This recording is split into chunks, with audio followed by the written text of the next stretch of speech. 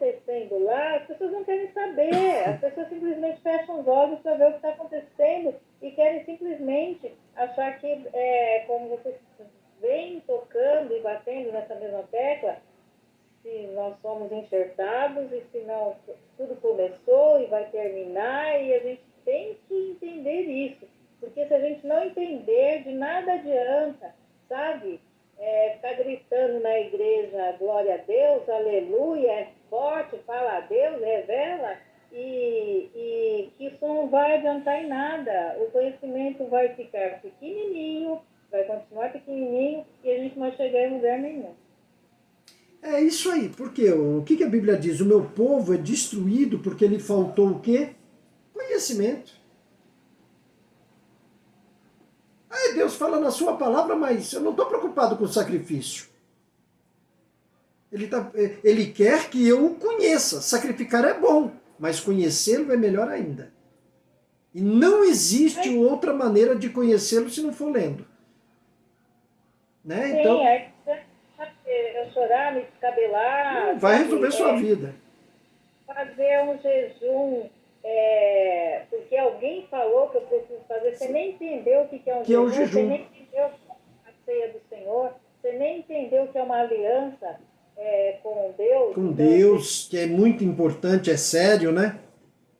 Então, aí tudo se torna assim, sabe, um mistério de verdade. Aí se torna... Só que é um mistério revelado, né? Para que se entenda melhor sobre mistério, é simples. Deuteronômio 29 e 29. Os mistérios, as coisas ocultas, são de Deus. Eu e tu não vai saber nunca. Mas as coisas reveladas a nós, seu povo. Então, peraí. Mistério não revelado está com Deus. Então, é mistério. Então você está falando bobagem, porque isso daí já é com Deus. Mas se foi revelado, ele deixou de ser mistério. Eu já vi muito dessa coisa da pessoa receber uma revelação, aí, meu irmão, fala, não, eu não pode falar por quê? Porque é mistério. Pô, já é mentira.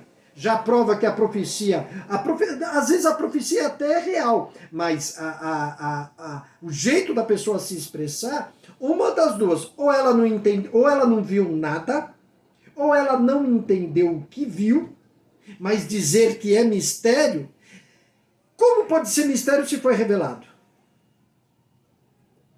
É a mesma coisa. Já acabou o mistério. Eu comparo a um segredo. Existem sim mistérios, mas isso não diz respeito a nós. Não diz. E aqui é revelado, é a mesma coisa de segredo. Se eu conto um segredo para você e você conta para sua esposa, deixa de ser segredo. Deixou de ser. É mais ou menos assim, pessoal. Tudo bem. Olha, Deus me mostrou algo. Tá, pode falar, irmão. Não posso, que é mistério, é segredo. Não. Então, para que você falou que mostrou? Para se mostrar? Para dizer que tem um Espírito de Deus? Não, só vai criar mais dúvida. Porque quem está esperto vai ficar, cada dia que passa, mais receioso de ouvir qualquer coisa da boca dessa pessoa. A não ser que seja uma pessoa sem conhecimento nenhum da palavra, sem conhecimento de... como que Jesus fala? Errais por não conhecer as Escrituras. Olha só que legal, né? Primeiro ele coloca o quê? As Escrituras. E nem o poder. E a palavra poder significa o quê? Autoridade. E onde você encontra esse poder e essa autoridade? Nas Escrituras. Então é uma questão de associação, uma questão de procurar entender da maneira mais simples. Porque, na verdade, a maioria, alguns líderes, eu não vou falar maioria porque não deve ser, mas alguns líderes se tornaram tão egoístas e gananciosos que desejam manter aquilo que você falou. O controle sobre o povo em vez de servir a Deus. Na verdade, hoje nós encontramos uma grande parte aí de líderes que eles são mais donos da situação do que pastores, do que líderes prontos a dar de comer às suas ovelhas. Prontos a levá-las pelo caminho e depois guardá-las dentro de um aprisco e dar para eles proteção. A única forma de um líder dar proteção à sua ovelha e alimentando a sua ovelha é conhecendo as Escrituras e dando esse alimento para ela. Porque não foi o que Jesus disse para o diabo? Transforma a pedra em pão. Aí, que pedra em pão? Nem só de pão vive o homem, mas de toda palavra que sai da onde? Da boca de Deus. Da boca de Deus. Então, esse simbolismo aí da vinha é importante porque mostra pra gente, primeiro, que Deus confia pra gente responsabilidades. E o que Deus espera com isso? Que a gente cuide um do outro. Nos guiando assim em seus caminhos. Porque se tem uma coisa que eu amo, é ensinar aquilo que eu aprendi ao longo dos anos, com a experiência da vida, com a experiência com Deus. Eu acho que isso pode alimentar a vida, as almas. Eu não preciso, eu não estou preocupado em salvar 1 milhão de pessoas. Se eu conseguir uma, eu já estou feliz, porque a Bíblia diz que é uma enorme festa nos céus, para Jesus, não para você nem para mim, a enorme festa no céu quando alguém se arrepende. Eu fico assim, pensando os anjos glorificando a Deus, dando a Ele honra e glória ao Cordeiro, porque aquela alma se converteu, aquela alma o aceitou, o reconheceu.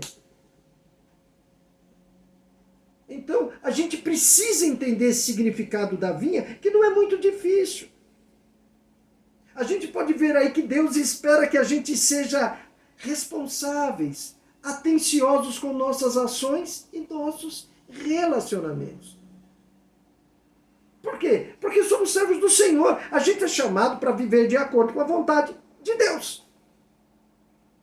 Agora não, a gente olha na igreja, as pessoas estão lá, foram chamados para viver de acordo com a própria vontade, esperando de Deus.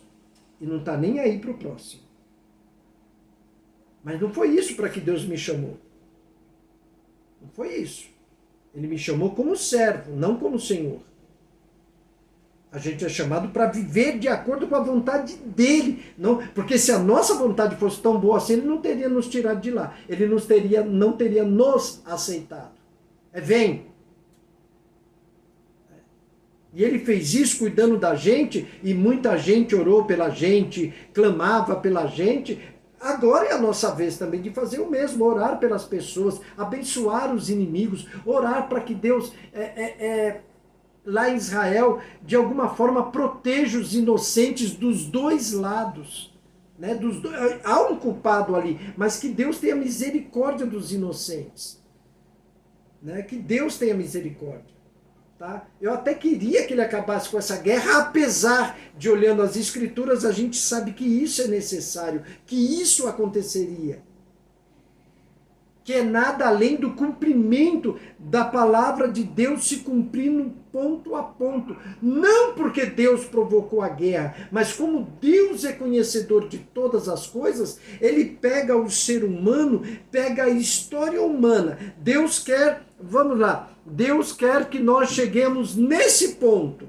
Eu estou nesse ponto e eu faço o que eu quero da minha vida. A humanidade faz o que quer, mas todo ser humano, queira ou não queira, indo para cima, indo para baixo, indo para o lado, indo em diagonal, indo ao contrário, ele vai chegar aqui.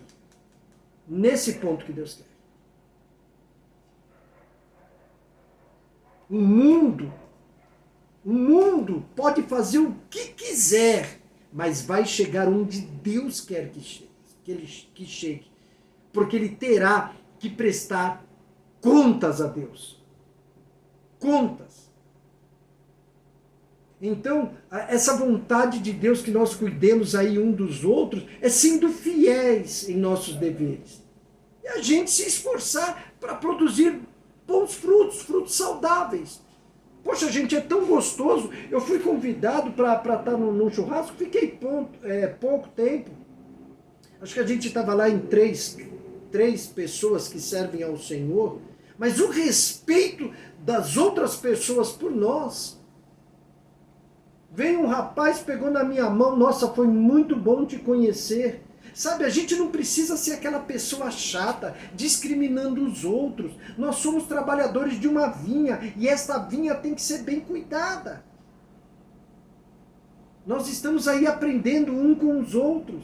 Não existe maior ou menor. O que eu amava lá nos apóstolos no passado é que ninguém ficava com essa... ó pastor, ó evangelista, ó missionário. Não, era o maior entre os iguais.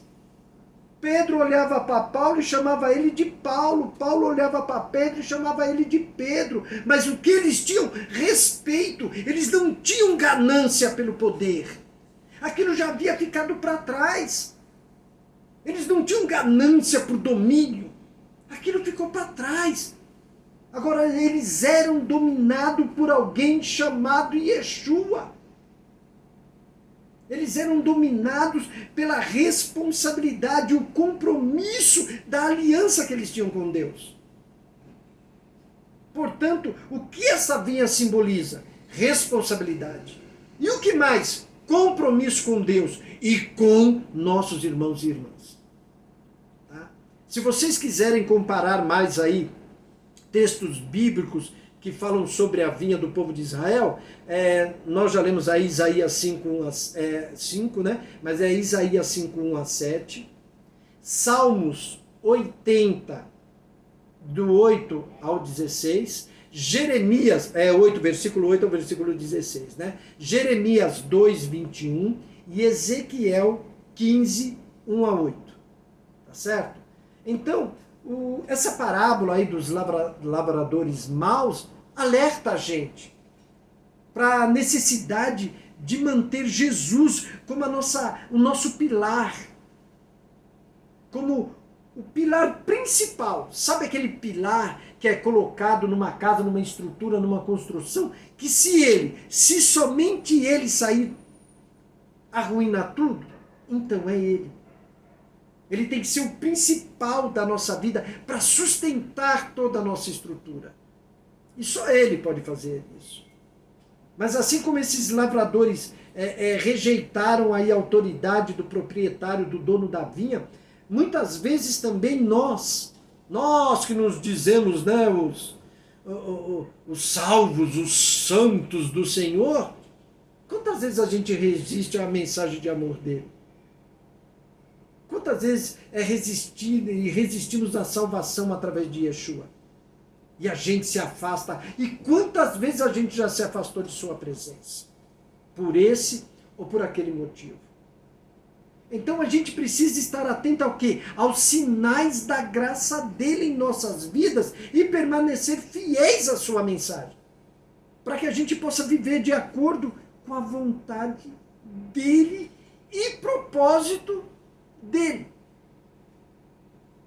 A nossa vida, ela tem que estar centrada em Cristo. E isso vai facilitar alguma coisa? Que nada, pode piorar.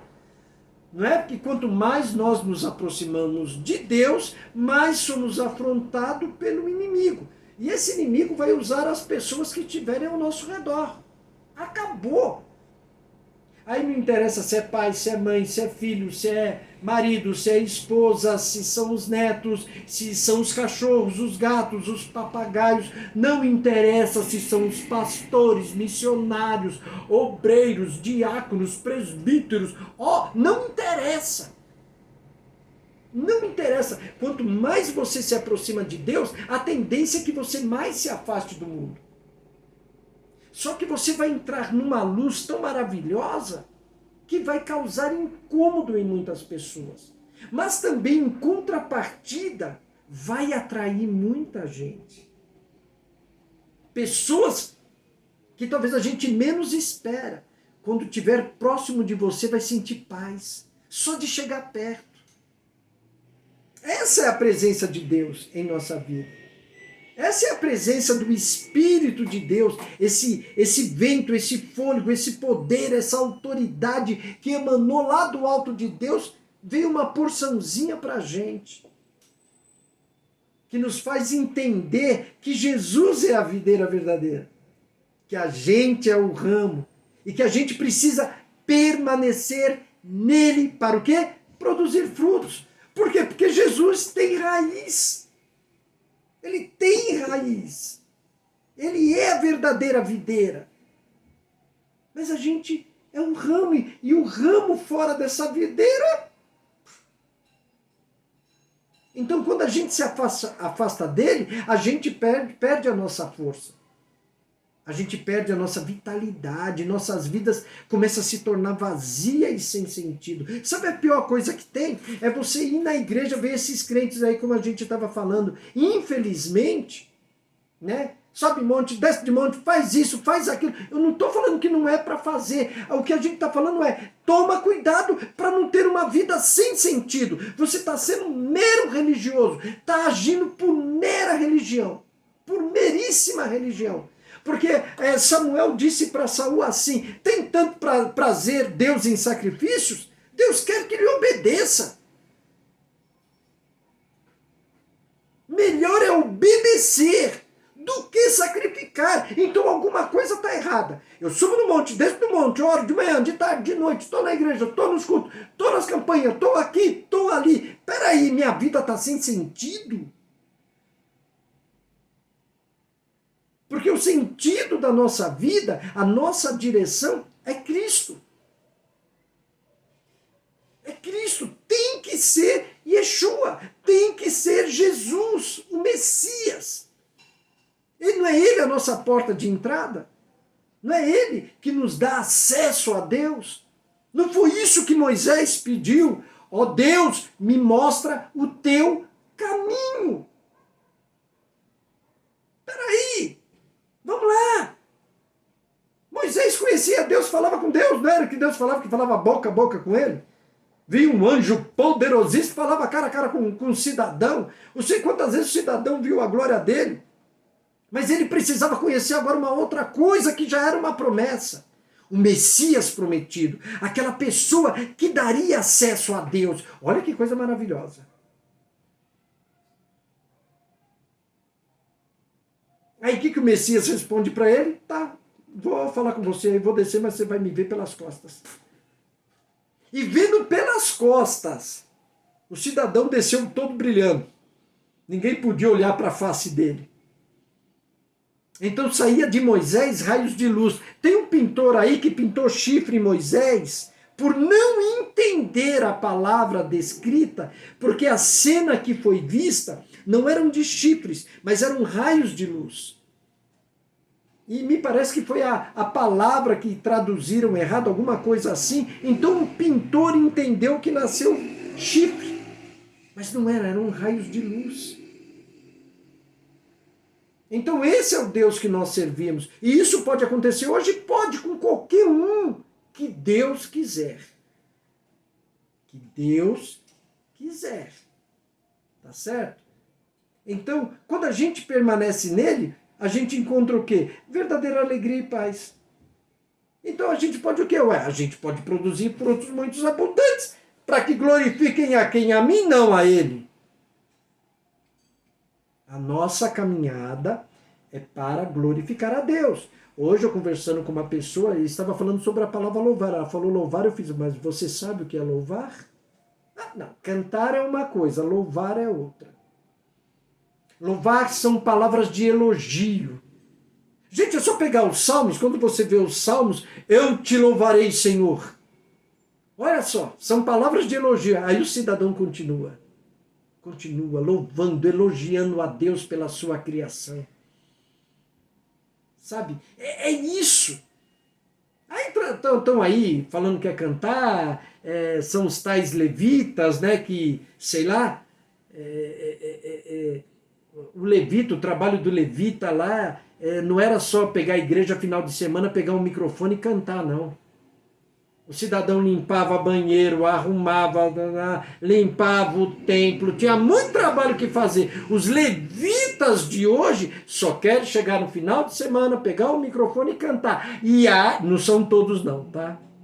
Não estou generalizando. E ai se não deixar cantar. Dá briga, dá confusão, dá não sei o quê. Mas se intitulam levitas. Tudo bem. Você se intitula como quiser.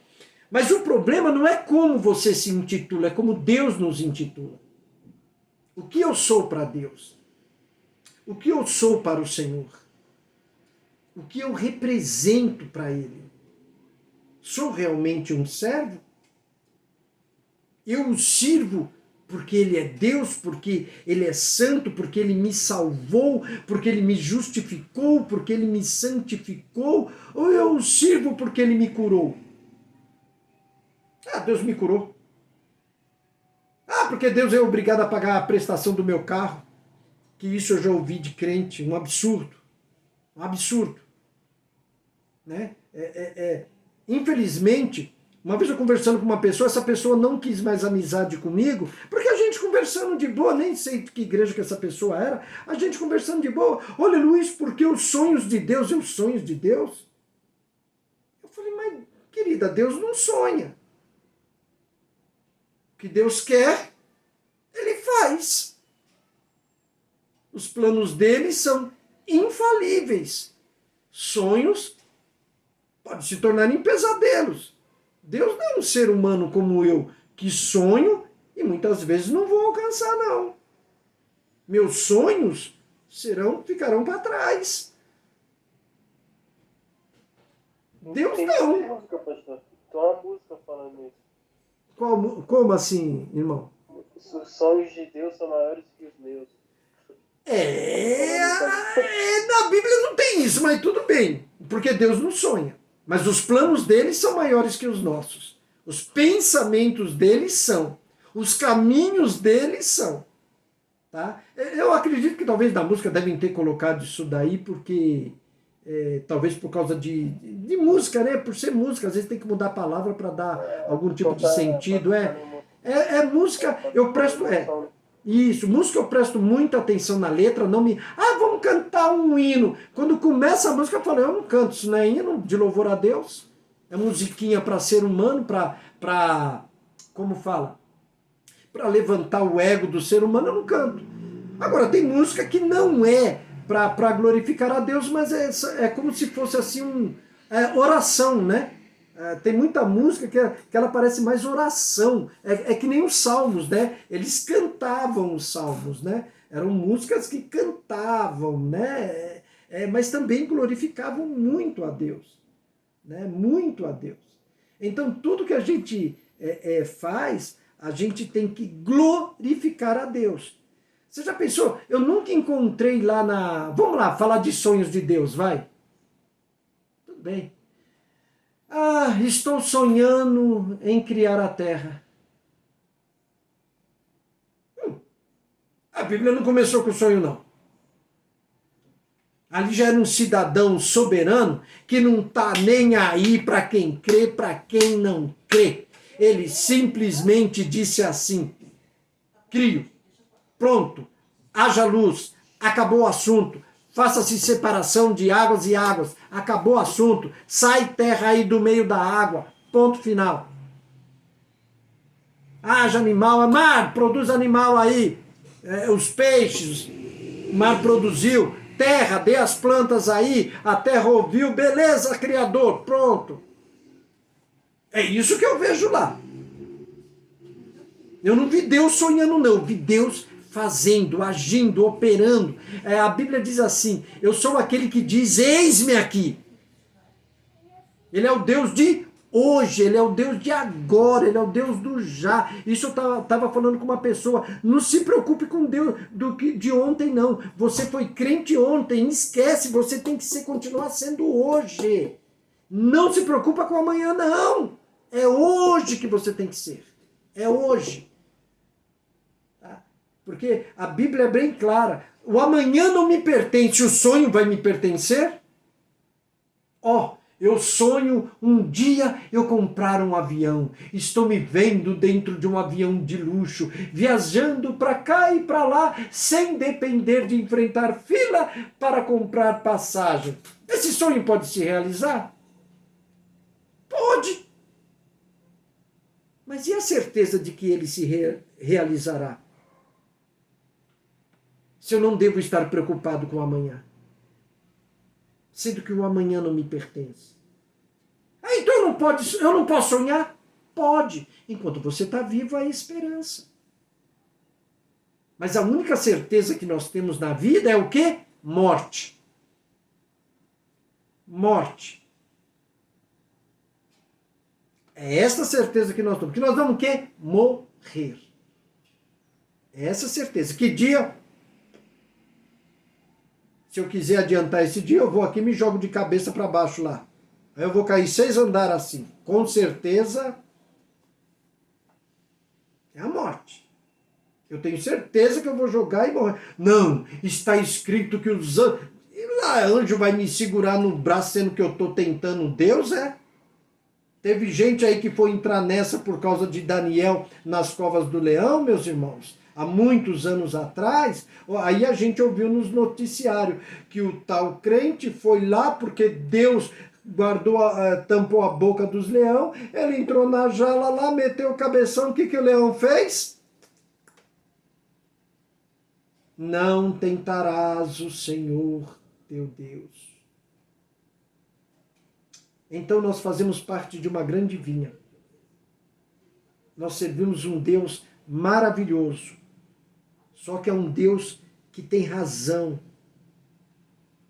Né? Tudo que você olha, há uma razão. Tenta trocar um nome, chamar um gato de cachorro e um cachorro de gato. Fica meio estranho. Tenta falar que sorvete é pedra. Ah, eu vou chupar uma pedra ali. Fica meio... Ah, a pedra está geladinha. É uma pedra de... Porque há uma razão.